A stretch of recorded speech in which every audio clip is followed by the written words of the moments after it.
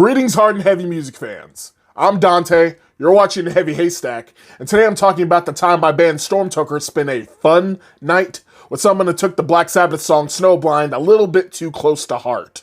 But before I do, remember to like the video and subscribe to my channel if you like this video and want to see more.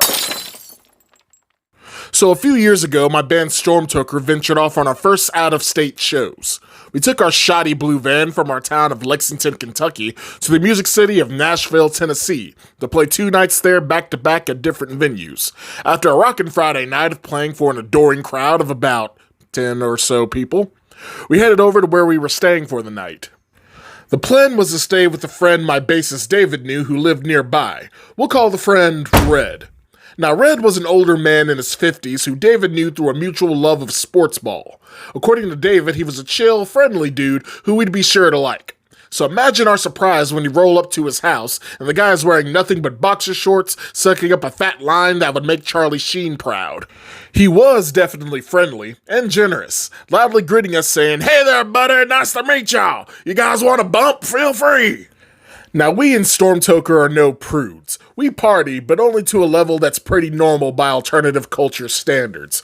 We take basic bitch booze, IPAs for us because we're those kind of hipster douche nozzles, God's herb, we are called Stormtoker after all, and for special occasions we might dabble in Mario munchies or rabbit hole tickets, but sneeze is above our pay grade, so we politely decline Red's offer. So we're hanging in this dude's living room chatting it up, and he's saying 20 words for every one of ours. We go over how the show went, him and David going over sports ball talk, and in the midst of this, he's constantly offering us Scarface scoops, which we keep declining. We're starting to get a little used to Red's high-energy demeanor, and I bring out this 5th of Jack Daniels I bought earlier for the post-show hangs.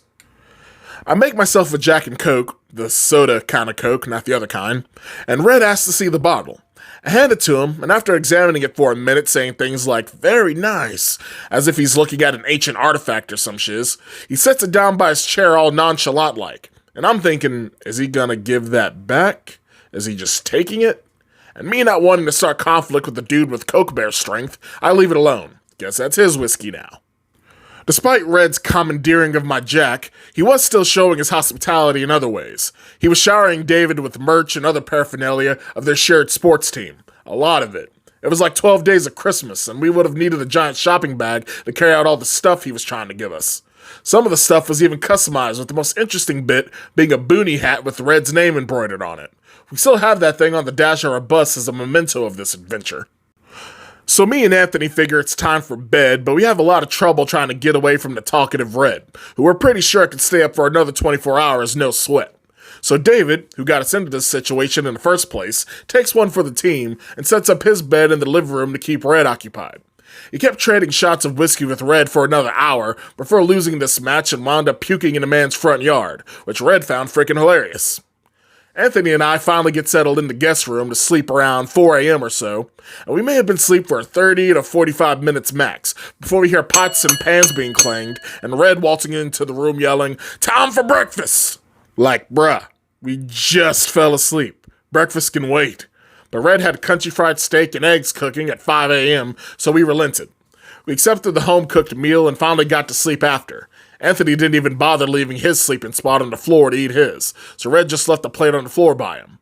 We awoke again around noon, groggy as fuck and ready to get the hell out of Dodge. And Red was looking pretty well rested for somebody whose heart should have exploded at the rate he was snow shoveling. First thing we pull away from the house, David says, "I'm sorry guys, I was not expecting that." Thankfully, we have an RV bus now, complete with beds for sleeping, so we don't have to shack up with any more Reds while on tour.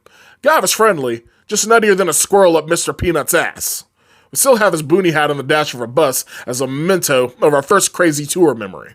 Moral of the story, don't do drugs, kids. At least not the real ones.